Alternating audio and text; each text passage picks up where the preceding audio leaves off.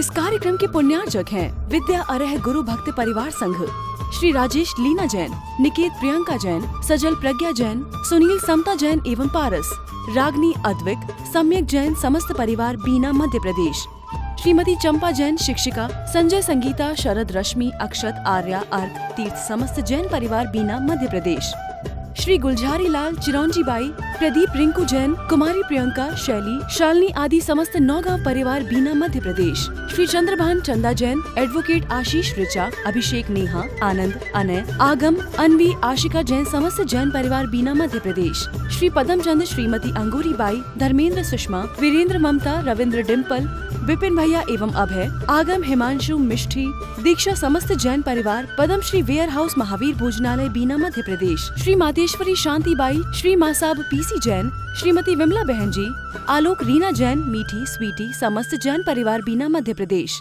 Advocate Ashok, साधना जैन, लालू, प्रीति जैन, अनिकेत, प्रख्या, प्रज्ञा, चानी, मयंक जैन समस्त जैन परिवार बीना मध्य प्रदेश, श्री रमेश चंद, सुशीला जी, अभय, श्वेता, आनंद, गुंजन, अनुज, रचना, अंश, हर्षिता समस्त जैन परिवार बीना मध्य प्रदेश, श्री पवन, मनीषा, पिंकी जैन, प्राची, हर्ष, प्रिंसी जैन समस्त कोलुआ वाला परिवार बीना मध्य प्रदेश। इस विराट संसार में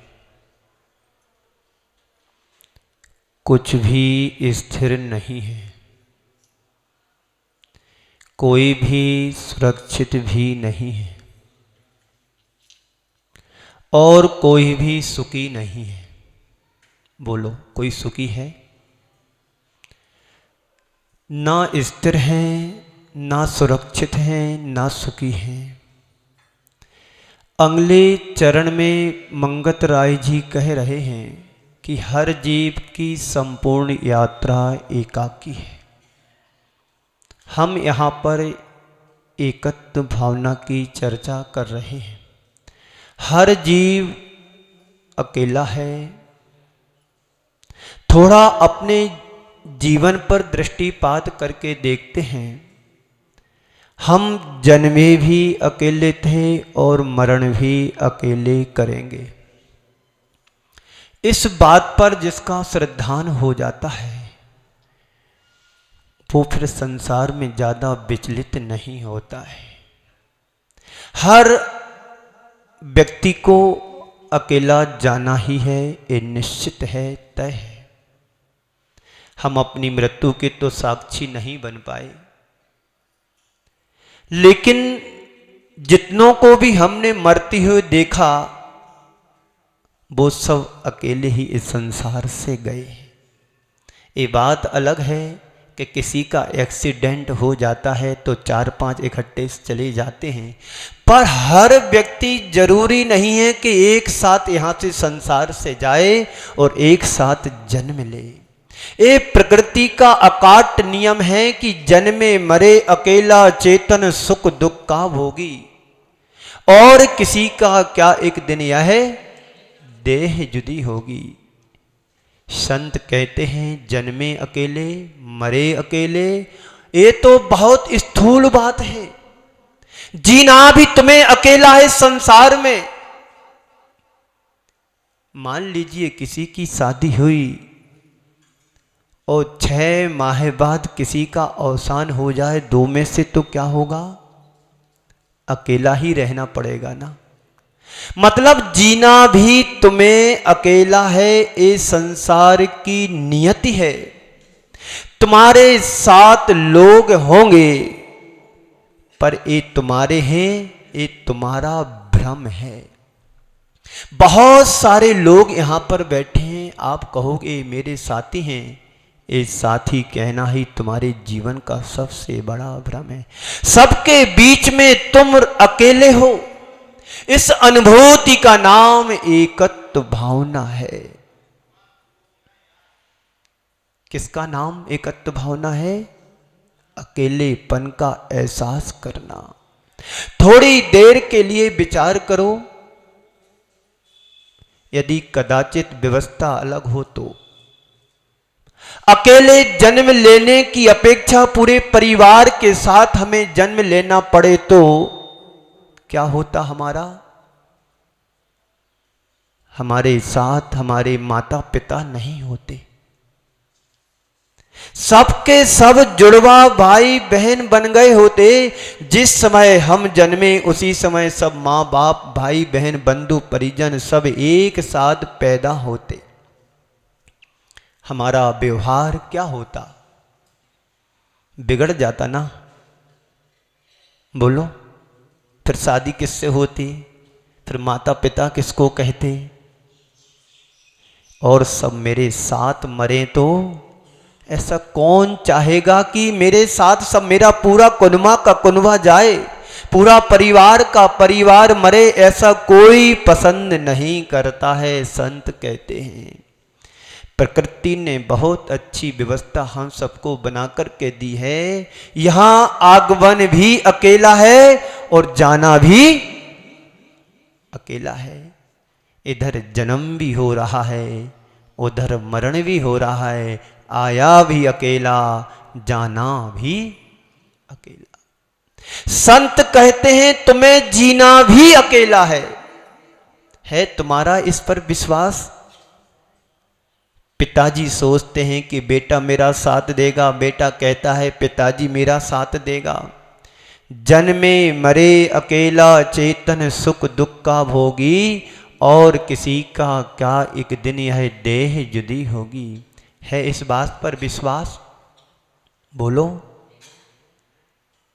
लोग मानते जरूर हैं कि मैं मेरा वो मेरा ए मेरा वो मेरा। संत कहते हैं कि तुम व्यवहार में मेरा कह लो, लेकिन यथार्थ की तरफ जब तुम्हारी दृष्टि होगी संसार में कोई किसी का नहीं है। सब पृथक हैं, सब अकेले हैं, सब एकाकी हैं। तुम जरूर कह रहे हो कि ये मेरा है, ये मेरा है, ये मेरा है, पर तुम्हारा इस संसार में कुछ भी नहीं है। बोलो क्या है? तुम्हारे तन के वस्त्र भी तुम्हारे नहीं हैं, ये भी तुम दुकान से खरीद करके लाए हो। अरे वस्त्र तो जाने दो, तुम्हारा शरीर भी तुम्हारा हाथ में नहीं है। बोलो है तुम्हारे हाथ में शरीर? यदि तुम्हारा शरीर तुम्हारे हाथ में होता तो तुम फिर बीमार नहीं होते कभी। और बीमार कदाचित किसी पाप कर्म की योग से हो भी जाते तो तुम तुरंत कंट्रोल कर लेते। तुम बीमार होने का टाइम नहीं है, अभी स्वस्थ रहो। ये शरीर भी जब तुम्हारा नहीं है तो तुम अकेले हो, एकाकी हो। तुम केवल तुम ही हो। इस सत्य की अनुभूति का नाम एकत्व भावना है और इसका आनंद हमें लेना चाहिए। जीवन में कई बार लोगों को ऐसा एहसास होता है कि कोई किसी का नहीं है। होता है क्या किसी का कोई? कब? जब किसी से झगड़ा हो जाता है तब लगता है कोई संसार में नहीं है, सब स्वार्थ के हैं। बड़े जतन से तुमने बेटे को पाला पोसा, बड़ा किया, योग्य बनाया, अरमानों से भर कर के उसकी तुमने शादी की। कल तक बेटा तुम्हारा बात सुनता था, तुम्हारी बात सुनता था, तुम्हारे अनुसार चलता था, श्रवण कुमार था। जैसे ही बाप और बेटे में अनबन हो जाती है, वही बेटा कल तक जो श्रवण कुमार था आज वह कंस की औलाद बन गया। क्या हो गया? बोलो। जिस बेटे को तुमने बड़े अच्छे से पाला पोसा, बड़ा किया, पढ़ाया लिखाया, योग्य बनाया, शादी भी बड़े अच्छे ढंग से तरीके से कर दी, और 1 वर्ष हुआ नहीं, 6 महीने हुए नहीं, बेटा कहता हम तुम्हारे साथ अब रहने को तैयार नहीं हैं।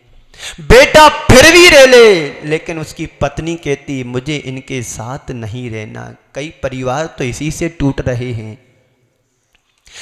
तय करके ही शादी करते कि हम एक साथ नहीं रहेंगे, परिवार के साथ नहीं रहेंगे, सास ससुर के साथ नहीं रहेंगे, हम कहां रहेंगे? एकाकी रहेंगे। अब श्रवण कुमार तुम्हारा क्या बन गया? कंस बन गया। मेरा बेटा तो लाखों में एक है कि नहीं? अब उसी में मारीच की छवि भी दिखने लगी है और मुख से निकल रहा है कि भैया कौ किसी का नैया। कहते ना ऐसे जब अनबन हो जाती है तो माँ कहती है, वृद्ध माँ कहती है, भैया हम क्या करें, बड़े परेशान हैं, कोई किसी को नैया, इस संसार में हम अकेले रह रहे, अकेले बना रहे, बीमार हो जाए तो कोई साथ देने वाला भी नहीं है। ये एकत्व की अनुभूति है कब? जब तक तुम्हारा स्वार्थ टकराया, जब स्वार्थ टकरा जाता है तब लगता है कि ऐसा संसार में कोई किसी का नहीं है। अगर स्वार्थ की पूर्ति में सहायक हो जाए तो फिर सब हमारे हैं,